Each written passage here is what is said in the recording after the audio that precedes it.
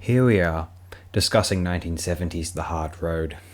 This is one of those late 60s, early 70s hedonist frolics, the kind which makes you unsure if you're watching anti-counterculture propaganda or infused exploitation. It occasionally makes me recall the work of Herschel Gordon Lewis, but there isn't nearly enough winking to make the intent, if any, clear. The Hard Road entails 17-year-old Pamela Banner, who has a baby out of wedlock. The baby is adopted, but Pam is too embarrassed to return to school. Her father gets her a job as the receptionist at a talent agency. She meets a rock star, is invited to a party, and the rest is history. She winds up living with a prostitute and her junkie boyfriend. The horrors of life viciously bite. This film was directed by one Gary Graver. Graver had a bizarre and fascinating career. Graver moved to Hollywood at the age of 20, seeking to become an actor, but wound up being drafted into the military. Fortunately for him, he was assigned to the Navy Combat Camera Group and trained as a professional cameraman, ensuring a potential yield in Hollywood upon returning to civilian life. Graver spent the mid to late 60s as a director and cinematographer on B pictures. In 1970, however, the strangest facet of Graver's life, the cause of his potent oddness in obscure cinema history, was the beginning of a close relationship with Orson Welles. Yes, Graver wrote to Welles in 1970, romantically inquiring if he could work with the great director. According to Josh Karp, Welles claimed this to be the first time someone had written him requesting work since Greg Toland, the cinematographer on Citizen Kane. To quote Karp directly, from that day forward, Orson Welles was the central figure in Gary Graver's life, more important than his wife, his children, his bank account, and his health. For the rest of Orson's life, and his own, Graver belonged to the great director. Amazing. Graver was the cinematographer on the legendary The Other Side of the Wind production.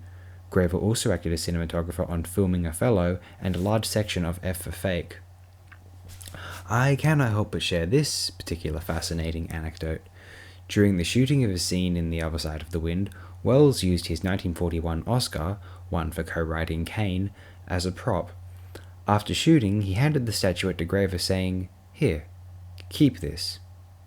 I wasn't going to try and do an Orson Welles impression there, it'd be too embarrassing, I apologise for those who were expecting that. Graver believed this to be a gift in lieu of payment. Graver held onto the award for years, until he ran into financial trouble, and in 1994 he sold it for $50,000. The purchaser, a company called Bay Holdings, then attempted to sell it at an auction through Sotheby's in London. When Welles' daughter Beatrice learned of the intended sale, she successfully sued both Graver and the holding company. She eventually took possession of the statuette before attempting to sell it herself. However, Christie's, the auction company, withdrew it from auction after the Academy itself objected to the sale. This is all reported in the New York Times, well, behind a paywall, so I'm just trusting Wikipedia, frankly. Graver also worked with Roger Corman, Fred Olen Ray, and even John Cassavetes, apparently performing additional camera work on A Woman Under the Influence. Not to mention, any fans of 1978's The Toolbox Murders have Graver to thank for his cinematography. So there you have it, Gary Graver. But now more about The Hard Road. This is a real zeitgeist maelstrom, pure 1970 bile. All I can do is love it. Hey, if you've never seen one of those late 60s, early 70s counterculture-inspired indulgent exploitation explosions, and you'd like to, this one is excellent for that. I mean, I should issue a warning. This film is meant to shock more than anything. This might be most suited for those also inclined toward the horror genre. Well, the reason I say this is because 3/4 through the runtime, an alleged medical professional gives us first several diagrams of sexually transmitted infections, followed by countless photographs of human bodies affected by venereal disease.